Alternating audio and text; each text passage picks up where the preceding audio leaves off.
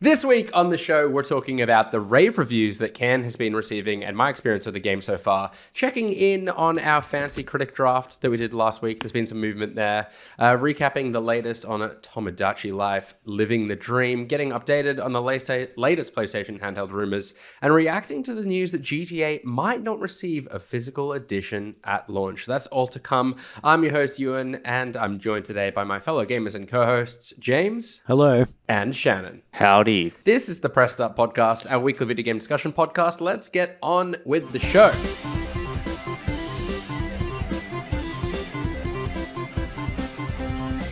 And I want to start firstly by talking about Cairn, a game that I've been playing and am frankly a little obsessed with. It got some amazing reviews as well that I'm no doubt you sure saw during the week. James, first to you, do you have any interest in playing this game at all now that it's kind of getting such positive criticism? It was a favourite amongst the team pre-release, that's for sure. I know. Well, you're being sarcastic, right? Because I feel like we were all very skeptical of this game. No. I wasn't. To be fair, like it didn't look bad. It was just like they were like, "This is in-engine footage," and then they like cut to like the most technically unimpressive game, and I was like, "That like."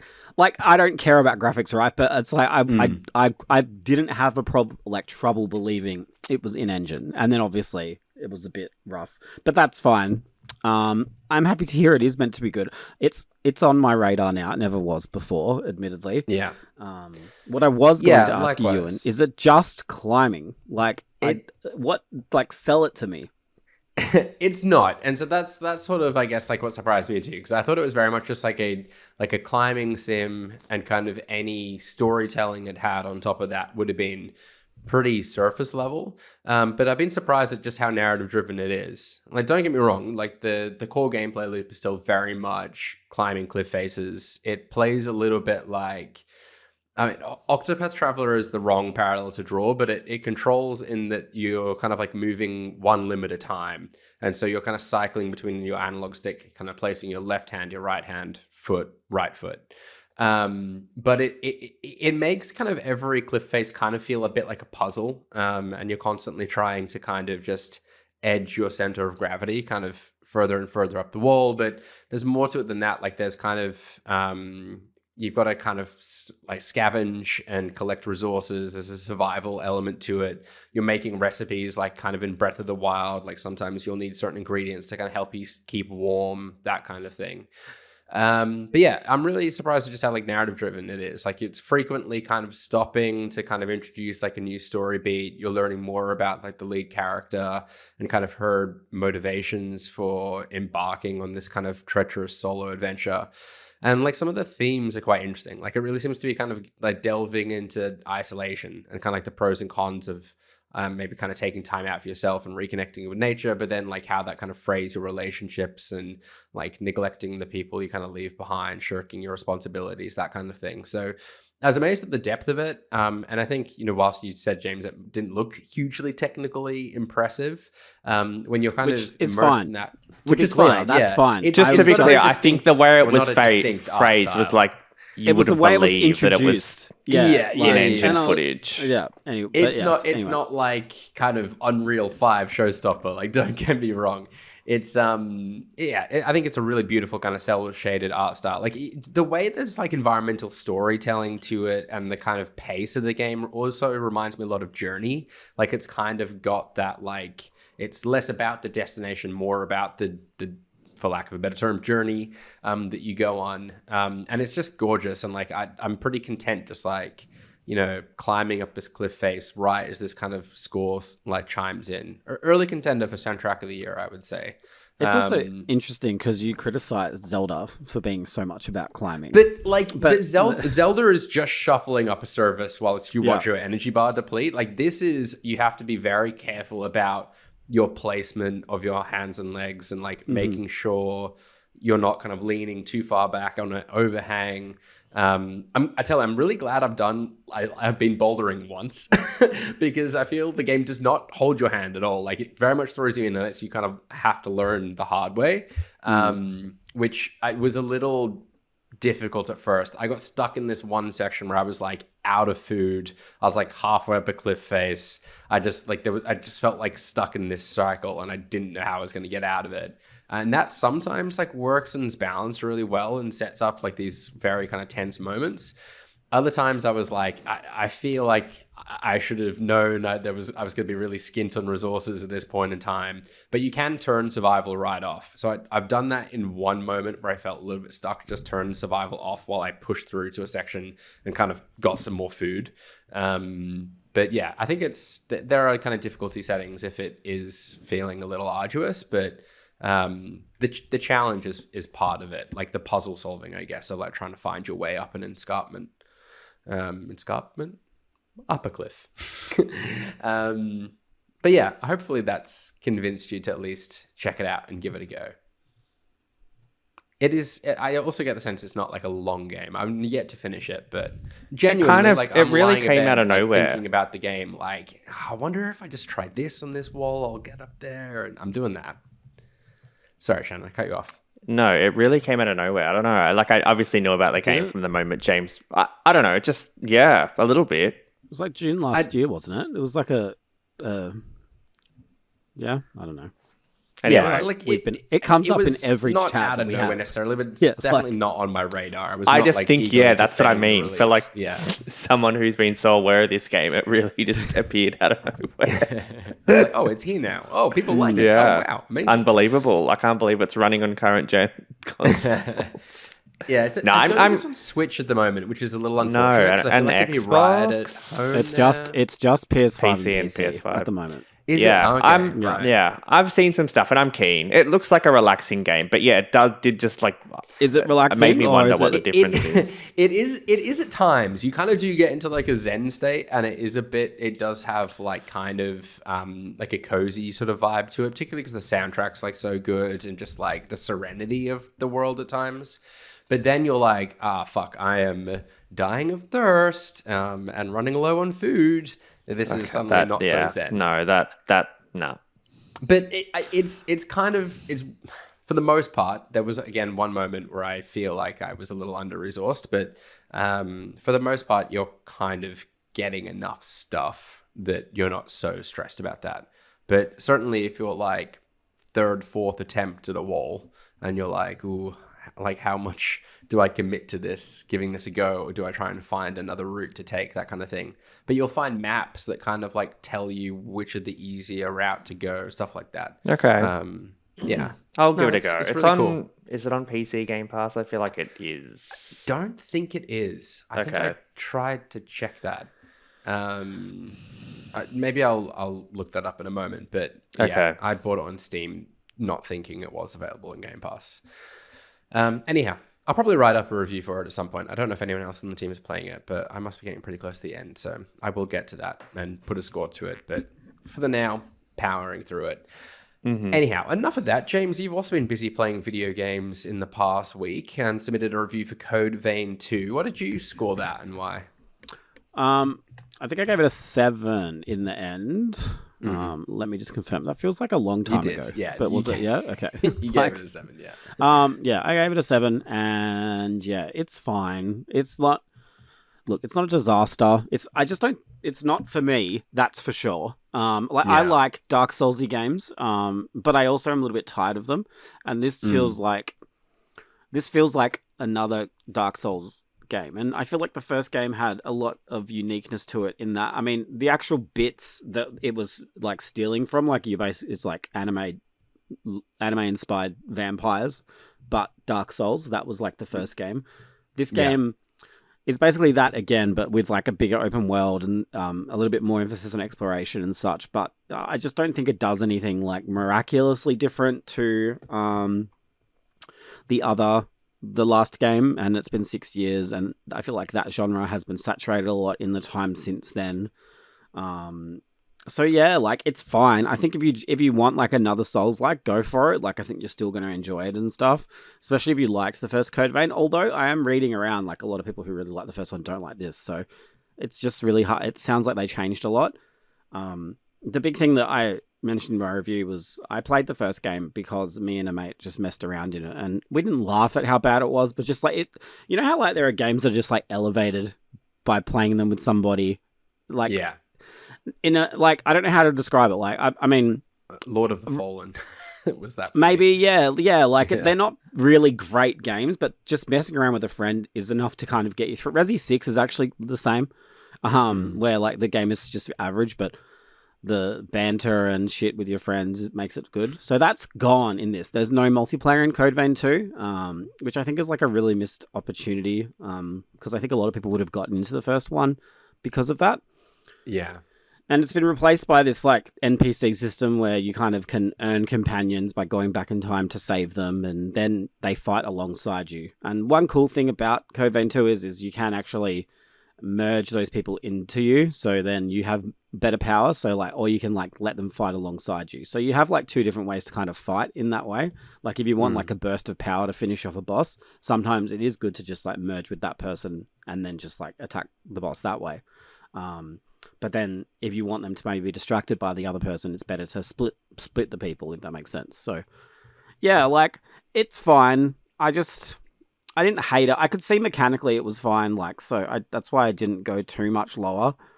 But yeah, I don't know. I just think like, I think if you want to be a Souls-like now, there's going to be something new and like different to it. And I just don't think this did enough. Sounds like that's its real kind of struggle, is that it's sitting in a saturated sort of market and not really injecting much new or having a kind of a distinct personality. That kind of it's also like, and visually, like the original game was like very black and red, and this is kind of pivoted to this kind of white and gold look. And I get the vibe, but like to me, the dark kind of, you know, stereotypical vibe of the first game fit a bit better. Yeah. I also feel like Unreal Engine 5, even with anime styled graphics, they all look the same now as well. Like I think we're getting dangerously to that point. So like I worry a bit about that. I just don't think it looks interesting. And yeah, the first game just did a lot of cool things and you could see the potential, and I don't think it's really lived up to that potential 6 years on, is kind of the easiest way to summarize it. Yeah. You've made that observation a couple of times about Unreal Engine now. I feel like you're increasingly more like, suspect. Can you name another game? Like, I don't know. I've said it. I think I said it about what you were talking about, but like you seem thoroughly unconvinced that Unreal Engine is like the kind of marketing like buzzword that it, or maybe that's all it is. But every fucking remake these days is announced. It's like, oh, it's an Unreal Engine 5 remake, and then you look at it and it like they all look the same. Like it's Oblivion. Was Oblivion one? I'm pretty sure that was. Like, there are some exceptions. Like Silent Hill F was Unreal Engine 5, and that had the art direction to kind of get it over that line of being the same looking as everything else. And I'm playing something else right now that I can't talk about that also is like that. That if you've got really strong art direction, I think you can get through it, but to me, like, a lot of people don't do that. They just use that, you know, the same tech and the same lighting, and it just means everything looks the fucking same. And just leave all the default settings on. Yeah, like, do you know what I mean? Like, you're just using the engine out of the box. And I get game development is expensive, but like, I don't know, man. Like, do better, says James. I lived through this for like, I don't know if you guys remember, but during Xbox 360 time when like Gears of War came out, and then that was I think Unreal Engine 3, right? Like I feel like all those games had that look then too, because everyone was using UE3, and I feel like we're back there, which is like fine, but yeah, I just think even like I think Tales, I've got a feeling Tales was an Unreal Engine game as well, like it's Japanese RPGs, and that looks the same as this, and I don't know, man. I'm going to have to do some side-by-sides. I'm curious. I can't say I've picked up on anything, but I do still feel like that there is some merit to it, like to what you're saying. So, I want to do some side-by-sides and compare and see what you're seeing. Like Black Myth. That's it. Sorry. Oh, yeah. Oh, yeah. Black Myth, Hellblade, First Descendant, Ark Survival Ascended. Like, you look at these games together, like, look at their, like, say, I don't know, their green biome, like their foresty biome, and those games all look the same. Like, it's just shit. I feel like we can do better as well. I I guess I'm not convinced that so much like the consequence of them using the same sort of engine as it is just kind of, I don't know, kind of imitation and kind of trying to achieve the same sort of stylized fantasy setting, maybe. But I don't know. Maybe it is. Maybe you're right. You often are, so who am I to tell you? Clair Obscura is another good example. Like, I feel like that still looks quite... That has that... I can see, like a twinkle of the thing I'm talking about there, but the art direction, again, and the lighting systems save it adds a little enough bit. of a layer on top of it. Yeah. But yeah. Anyway. Anyhow, I'm glad that I didn't pick Code Vein 2 for my Fantasy Critic. It wouldn't have netted me a whole heap of points if your review was anything to go by. But speaking of our Fantasy Critic, I did notice there had been a couple of little changes after we did our draft last week. Did want to encourage people to go back and listen to that episode if they missed it. Basically, like, it's us kind of trying to pick what we think are going to be the best games of the year as like kind of stand-in for a fantasy football sort of thing. We're kind of impersonating or taking on the role of a publisher, trying to pick what are going to be the best games of the year as reviewed by critics on OpenCritic, and net the most points that way. So we did our draft last week, picked 6 games each, but Brody's gone and added a couple of games to his list. I think he picked up, replaced, and 007 First Light. Shannon, what do you make of these couple of picks that Brody sneakily picked up? He is very sneaky, isn't he? Well, no one else was thinking. I will say this is like all within the rules. You are allowed to do this. We have to pick up games. It's like just a bit. Year. Can I also need 12 in the end? Can I say, if you look at the timestamps, he literally 20 minutes after we recorded picked these 2 games up, and it's like I suspected he was going to do it as well. I should have just tried to sabotage him somehow. Well, if anyone was going to do it, it was Brody, wasn't it? What does that mean? Well, that he just loves this shit. I mean, I don't know much about Replace, so James might need to talk to that. 007, I think I was surprised nobody picked that, so I think that was a good get. It just, I think we all talked about it. We just thought, it could go well or go terribly. Yeah, and like he's left himself with 4 spots now. I don't know if I'd be banking on it. Like I think it could be good, but I think there could be a lot of other great games that are coming later in the year. And like my run was late. Like, chances are there's great games coming out later this year that we don't know exist yet. Like, I don't know. Yeah, I feel like he's moved pretty quick on his list. I admire his tenacity. He did come last year as well, so I guess he's got some ground to cover, and maybe he's just committing to a different strategy this year. Go hard, go early. Yes. James, what about Replaced? I think you said at the start of the show that you, or before we started recording, that you're a little envious of that pick. A little bit, yeah. I don't actually know. I think, like, visually, it's one of those games where I think the vibe and the art is really nice. But I don't know if it's actually going to be a good game. But I think, I don't know. I feel like we also, it's out in March. Okay, I didn't know that. So rather soon, yeah. Yeah, I'm suspicious, but I think it could go either way. But I think the art, if you guys look at the trailers for it, looks really good. So I kind of get it. The devs of Replaced, is this their debut game, or have they done something previously, or like come from past studios? Do you know their story? Sad Cat Studios is the developer. Yeah, I was trying to look it up earlier, and I couldn't find what they had worked on prior, Minsk, if anything. And I think this is their first game. Yeah. Okay. Yeah. Yeah, it's their debut. Those picking a debut game last year with Clair Obscur did very well out of it, so. I just don't see this taking the world by storm in that way. But it doesn't need to. It just needs to take the critics by storm, and that could happen. So look at what I can see it.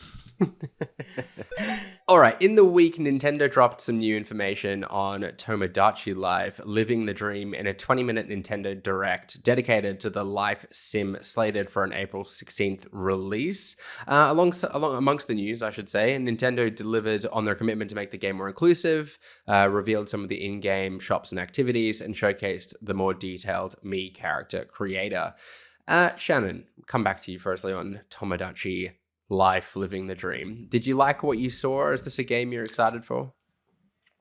I remember touching it for a little bit on the 3DS, but it wasn't really my thing. I've never been like a social gamer, but a lot of people seem to love this game, and I think there's a lot of reason to be excited. And like, I think some of the additions, like genders and romance stuff, like, go against Nintendo's traditional ways. So I'm glad to see them. Yeah, I'll pick it up. Can't see myself getting hugely involved with it just because it's really sort of based on your imagination and creating characters and stuff, which again isn't for me. But there's a lot of hype around this one, so I'm keen to at least check it out. Yeah, I can see it kind of like being a good source of some memes, like given the kind of different characters you can create, the customizations afforded you there. And just like, I guess the zaniness or like silliness factor of it, like memes themselves just look goofy. I did think it was interesting that they've kind of like restricted some of like the screenshot and sharing functionality sort of on the console in like the game, which I totally understand the rationale for, but it does seem like such a strength to the game to be able to kind of get the more wholesome stories out there, I guess, but therein lies the conundrum. What about yourself, James? Does this tickle your fancy in any way? No, I don't think so. I think I might buy it and then see some like stupid shit on the internet, and then maybe want to join in. Kind of like Miitomo. I don't know if you guys remember that on the phone. Did you play the first one at all? No, I never did. I think did it come out late? I can't remember. Yeah, it was very late, I think. But I do think like the big thing with this is people share dumb shit and it goes viral because of how weird it is. And I think that by gimping the sharing, they might be shooting themselves in the foot a little bit there. That being said, I can also see people making like, I don't know, what's it called? Like a Donald Trump me, and then have it marry, I don't know, a Michael Jackson me or something, and then that gets and then I can definitely see stuff like that happening. The world is a different place now, and the way that you share game screenshots to social media is much easier, which I think it's worth noting. I think you can still take your screenshots off your SD card and upload them. That. Yeah, so it's not going to stop anyone. Really. You just can't share directly to social media, but I think people who want to make a stupid joke or a funny meme are going to do it anyway. They'll jump through a few hoops to do it. I'm very interested to see how it turns out once it's out and the floodgates are open and all of this dumb Nintendo brand shit is being, you know what I mean? Like, I feel like it could be a PR success for them or like a PR nightmare. So, based on how things went with the original game, I was like around when that happened and was on forums and shit. Like, I can see it happening again, which is like kind of exciting. But yeah. I think... Yeah, it's interesting, like with this dropping this year and Pokemon Pokopia, or is that what it's called? Like later this year, which is kind of like more of a life simmy style Pokemon game by the looks of things, right? Like I kind of thought that the time was right for Animal Crossing to come back, but this year suddenly doesn't seem like it would be the right year to put it out. When that kind of itch is otherwise being scratched by these games. Like maybe we don't see the next Animal Crossing game until, I don't know, next year, the year after that. I do think they're different games though. Like I think surface level, yes, they look the same, but I do like maybe and similar audiences, but I still do think they are very different. And Pokopia, I feel there's a lot more to that we don't know about either, which we might find out in the future. You never know. But I'm sure they'll have to reveal more about the game at some point. Absolutely. That's true. All right, let's change gears and talk about some PlayStation news now then. Shannon, you reported earlier in the week that the frequent leaker Kepler L2 was talking more about PlayStation's upcoming handheld plans. In addition to the PlayStation 6 lineup, including dedicated handheld, it was reported that PlayStation are also contemplating an OLED version of the PlayStation Portal releasing later this year. Firstly, on the OLED PlayStation Portal, I know we were all pretty surprised, I think PlayStation mostly, at just how well the PlayStation Portal sold. Can you see there being an appetite for an OLED version? Is it something you yourself would fancy upgrading to? To be honest, I don't use my Portal that much. Like, whenever I do charge it up and use it, I'm like, why do I not use this more? But I just think it's another thing to keep charged. Like, that's more the issue for me. Yeah. But I think it makes sense to have an OLED display, and I think it makes sense to have a 120 hertz display, because there was a weird thing where if you put your PS5 in the 120 hertz mode, it'd cause like weird stuttering with the Portal. So I think that makes sense. I mean, if they keep it at a similar price and it's an OLED display, I think it makes sense, and I think it just makes sense for Sony to keep like playing in this space if they've got a handheld coming for sure. Yeah, I wondered if this was kind of them testing the waters a little bit. Like, okay, the PlayStation Portal sold well. Let's see if we can kind of sell people on something at a bit more of a premium price point. Yeah, that's true. An OLED model is what is a Portal worth? 300, 350, 330, something like that? 330. 330. Okay. I'd have to think like an OLED version is maybe a little bit above that. I don't know. Maybe that is at the same price point, but yeah, I think they're continuing to test the waters and just like see just how much interest there is in a device like this before then kind of biting the bullet and going the way of dedicated hardware. But yeah, like you, Shannon, I've not played an awful lot of it recently. I think most of my handheld time has been spent on my Switch in the last kind of 6 months. But prior to that, I was using the Portal more than I bargained for. I was pleased at just like how handy it was. What do you think, James, with regard to like the handheld? Like, it seems to be more likely that that's the case and that it's going to be using kind of AMD. I think the next generation of AMD sort of GPU tech as well. Do you still think that goes ahead regardless, or is it kind of contingent on how well the PlayStation Portal continues to do? I think the plans have been made. My one and only statement. Like, if it's happening, it's well and truly in the works. I feel like with portable PCs kind of doing as well as they are. And even Switch 2 doing as well as it has with the price point that it has. I think they are not scared to do something there in that space. And I think they're keeping a watchful eye on what Xbox are doing as well, right? Yeah, I don't know. I don't know why they I mean, I guess that's different, right? It's going to be like the idea is it's one platform. It's not like Vita and PSP where it was a separate ecosystem with separate games. Like, I guess if it has to be that. Yeah, it has to be like. Yeah, I think it could work in this. I think that the time is now, really, if they were going to do something. Which, and when I say now, I mean like the next 2 to 3 years. But yeah. I mean, I kind of hope it is. I don't know. There's two sides of the coin. Like, one part of me would love for it to kind of be like a lower spec option in the PlayStation 6 lineup. Like, you could dock it, you could play your PS6 games on there. Kind of like the Xbox Series S to the Xbox Series X, right? Like, it's kind of a cheaper option, running games not at the same resolution or frame rate, but you've got the benefit of going handheld. And then you've got like a more kind of premium dedicated console option as well. But like, I also wouldn't be terribly off-put by, say, something like the Steam Deck, where it's not going to run every game necessarily, but they have like some sort of certification program. Like, this PlayStation game is PS6 handheld certified or whatever. Because for me, like, my handheld gaming is kind of concentrated to like more of the indie scene or kind of games that, you know, I probably wouldn't I don't know, games suited to that kind of power device, as opposed to something that I would want to sit in my PC and play or get on the console for. So yeah, I don't quite know how they handled the launch, but either which way they do it, I would be happy for that. I just want it to be the same ecosystem. Like, if it's its own thing with developers working on bespoke games for it, that just doesn't fly this day and age, I don't think. Yeah.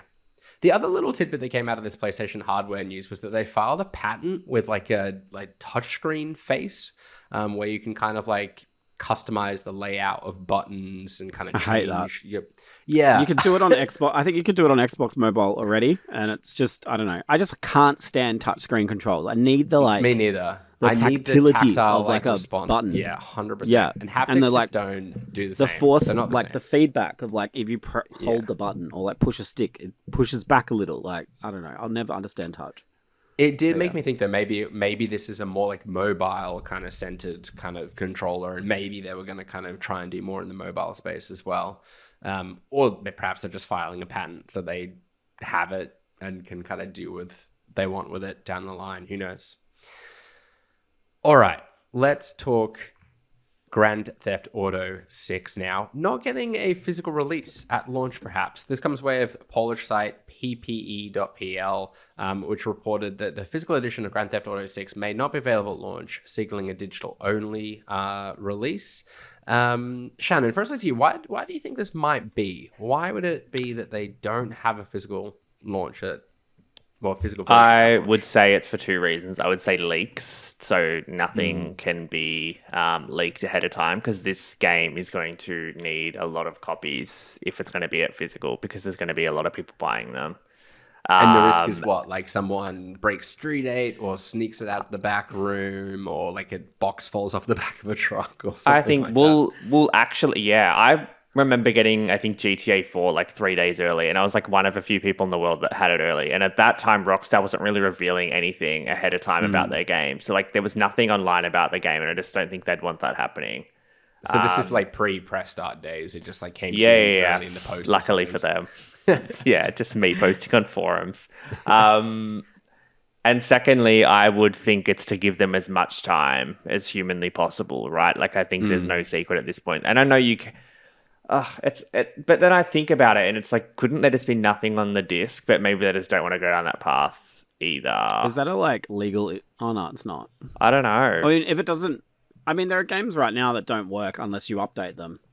That was my thinking. Like, I had that. But there might be some markets leaks where like you can't do that.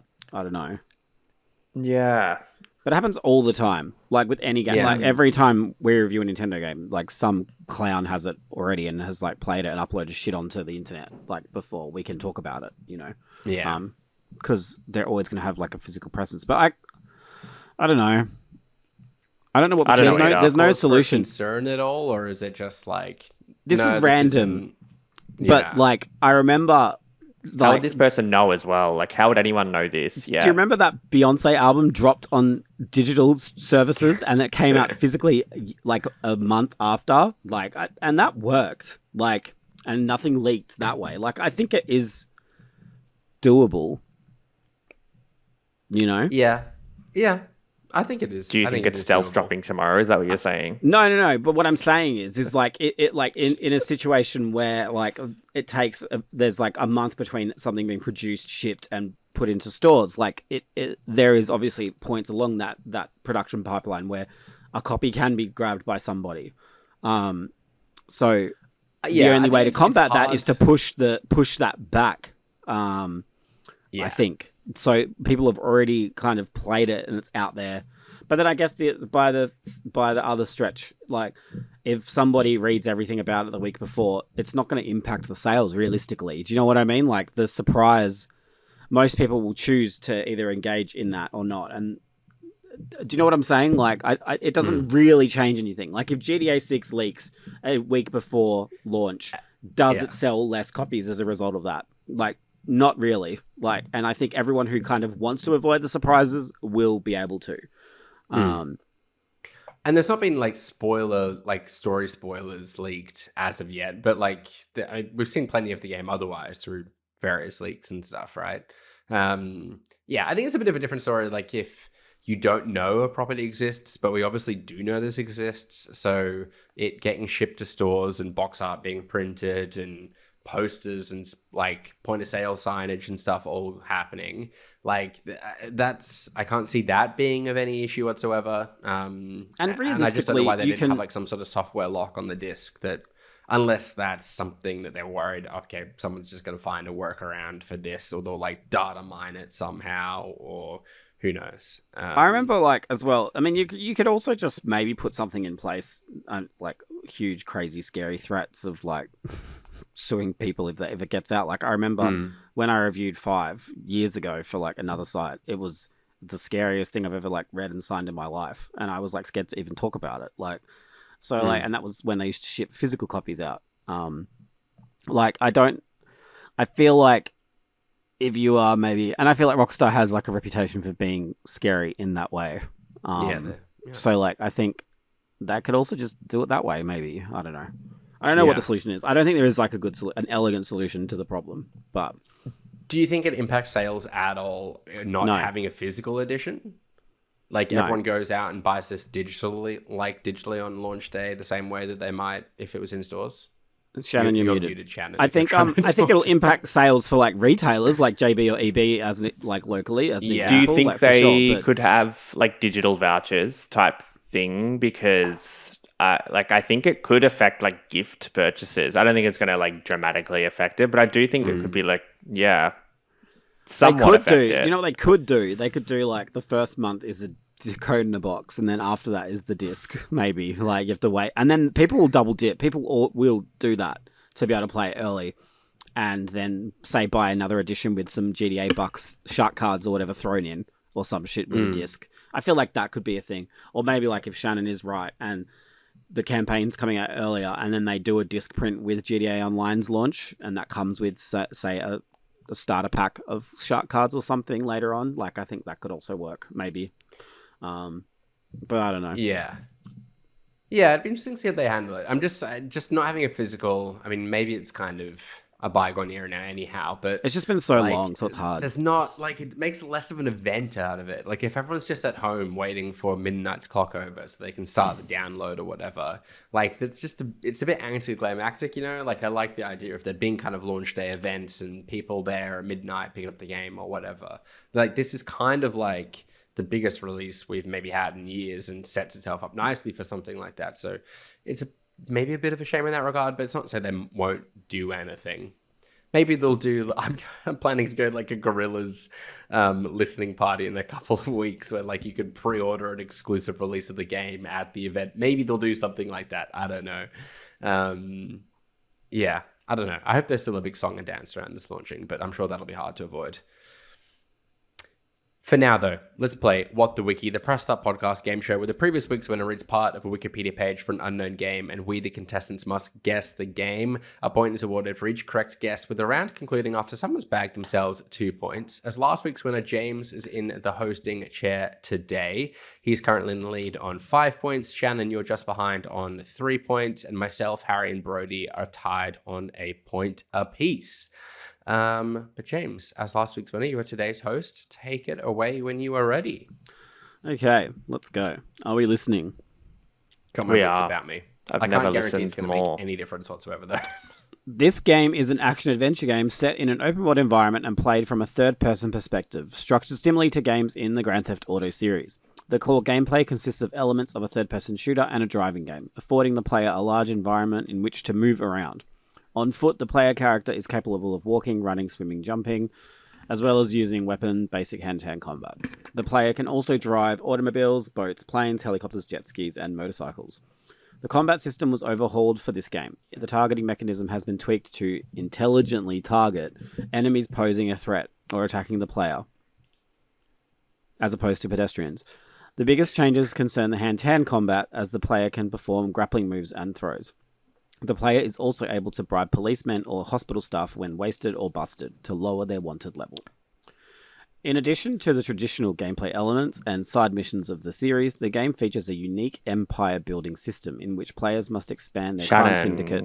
Yes, Shannon.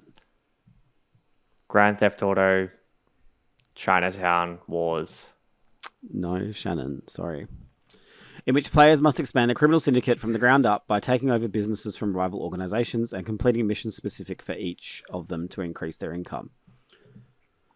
Like its predecessor, the originally released version of the game includes a multiplayer mode through a wireless ad hoc network, which allows up to 6 players to engage in different modes. Shannon, you're back after this. Okay. Yes, Ewan. I'm not sure if... I'm just going to take a punt, though.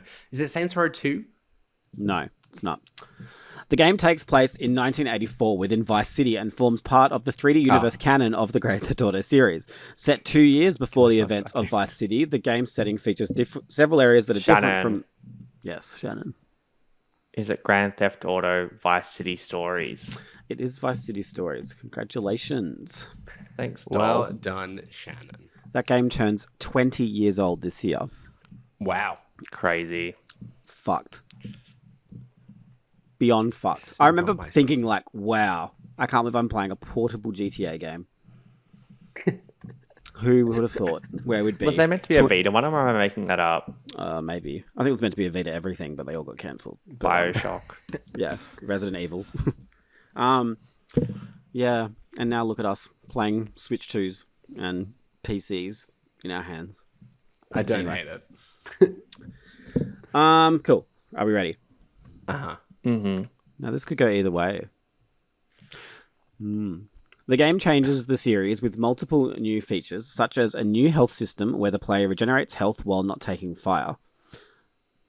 The player's vision is greatly impaired while damaged, similar to the health system in other shooters. Furthermore, a third-person view has been included for moments where players can blind fire around corners to lay down suppression or covering fire. Other changes include a larger enemy presence and much tougher artificial intelligence. It's kind of boring. A player can... Could be a lot of games. Now that I'm reading it. Yeah, literally. The player can also give voice commands using the Xbox 360 and PlayStation 3 headset, but teammates can no longer be heard through the headset. In this game, there is no mission planning feature or save system. Instead, the game uses a checkpoint system. The developers also opted to almost entirely exclude cutscenes, telling the story through video feeds on a heads-up display. The player also has various skills, such as the ability to rappel up and down buildings while shooting and the ability to fast rope into an area. Listen carefully now. The game is the 5th main game in the series. It was released in November 2006 for Xbox 360 and December for Windows, and in June 2007 for PS3 and PSP. The game's storyline follows a new team that is dispatched to Las Vegas to defeat international terrorist Irina Morales Ewan. and her... Yes, Ewan. Is it... I'm not sure I'm going to get these words in the right order. Is it Rainbow Six... Tom Clancy's Rainbow Six 5 Las Vegas? Something? Las Vegas is in there somewhere. I don't know how to judge this. Shannon, what do you like? What do you think I should do? I feel like you're biased. Give Shannon one guess, and if his guess is better than mine, then give him the point.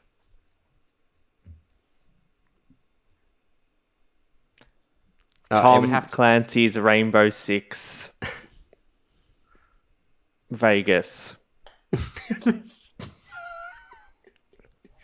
What is it called? I'm really sorry. I'm so sorry, Ewan. That was Shannon got it. So he just dropped the I loss. thought so. No, but you were like Rainbow 5 6 Las Vegas. That's not the title. Oh no! Come on! I was clean sweep it, baby. No, wait. I feel like we need I to was annul going that. back to like correct myself. Oh, I didn't think Rainbow Six was in there fucking twice. Are you serious? it's not in there twice. That's what you said. I went back and said Tom Clancy's Okay. Rainbow Six. Wow, Rainbow We're Six gonna- 5 Las I think Vegas. it's mine. Let me have it. Nah, I don't reckon because I'm annulling that. I fucked up. Wow. I shouldn't have even. No. I shouldn't have even thrown to Shannon. That wasn't. Let's go. Wait, no. Can Are we you go getting back? another game? Ewan, What was wait. the game actually called? No, Shannon got it. Like he got it 100%.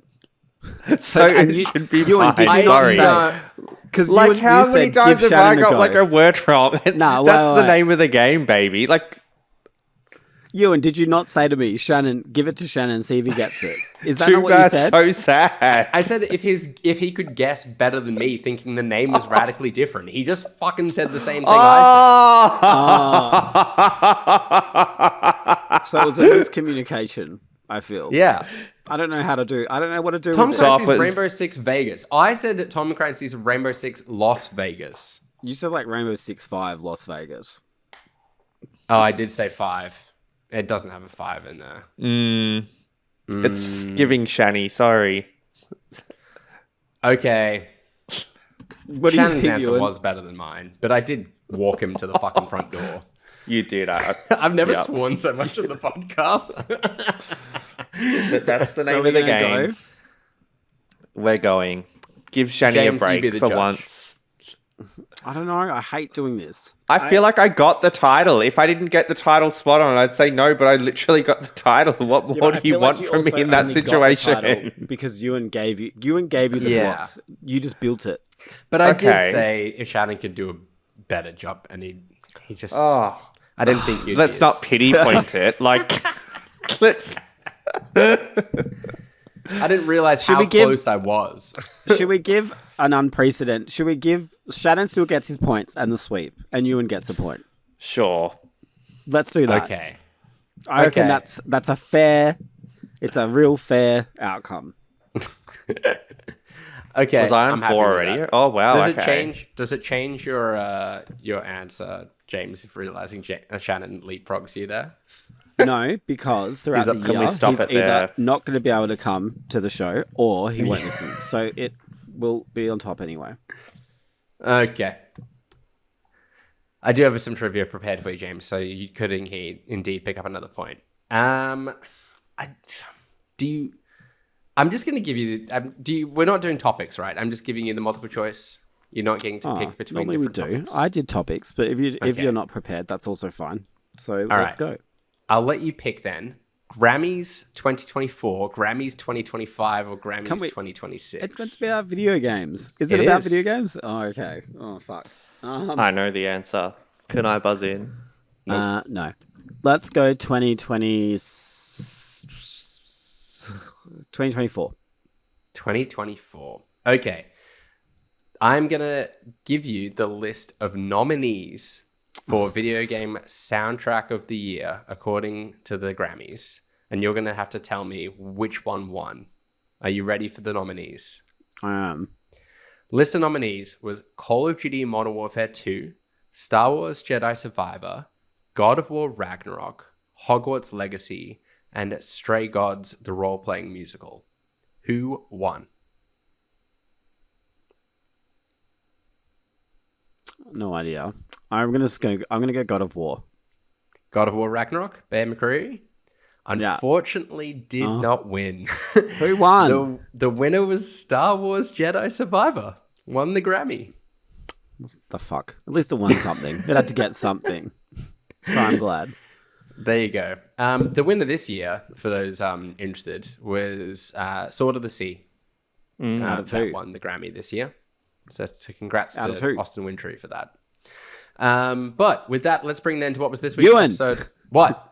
Out of who? Who won? Who was nominated? Oh, the other nominees? Sorry. The other nominees were Avatar Frontiers of Pandora, Helldivers 2, Indiana Jones and the Great Circle, and Star Wars Outlaws, Wildcard, and A Pirate's Fortune, which I think was DLC for it. The DLC for Outlaws got nominated. DLC, yeah.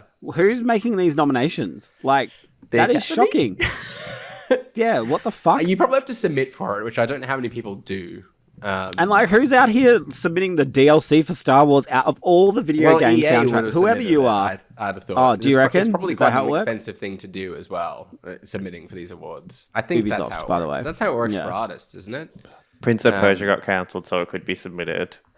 Look,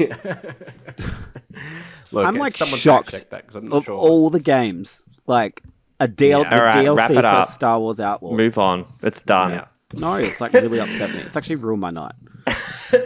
With that, let's bring that to what was this week's episode of the Press Start podcast. Subscribe to us on Listener or the podcast service of your choice. Follow us at press.au and visit the site at pressstart.com.au. We've been joined today by Shannon. Yeah, you can follow me at Shannon Galaxy. And also joining us today, it was James. Yes, I'm on Twitter at JamesATJMZ and Blue Sky. And I've been your host, Ewan. You can follow me on socials at Ewan_Roxburgh. We'll be back again next week. But until then, happy gaming. Bye. Bye.